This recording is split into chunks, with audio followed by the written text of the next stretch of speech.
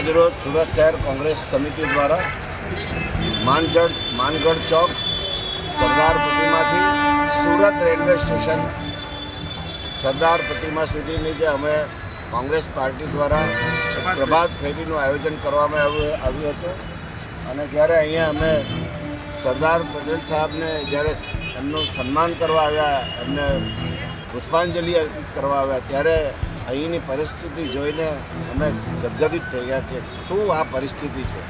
આ રીતે સરદાર વલ્લભભાઈ પટેલ સાહેબની પ્રતિમા આગળ આ પરિસ્થિતિ છે.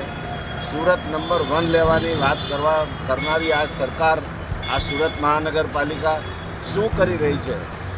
આ જે નંબર આપનારાઓ છે તેને આ જગ્યાનું વિઝિટ લેવી જોઈએ અને આ જગ્યાને જોયા પછી એમને ખબર પડવી જોઈએ કે ખરેખર આ સુરત શહેરને સ્વચ્છ ભારત તરીકે, સ્વચ્છ સુરત શહેર તરીકે નંબર આપવો જોઈએ કે કેમ. આ સ્વચ્છ ભારતની વાત એ એકદમ પોકળ છે.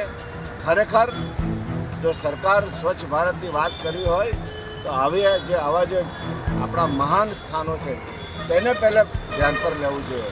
અને સુરત શહેરનો નાક કહેવાય રેલવે સ્ટેશનની સામે.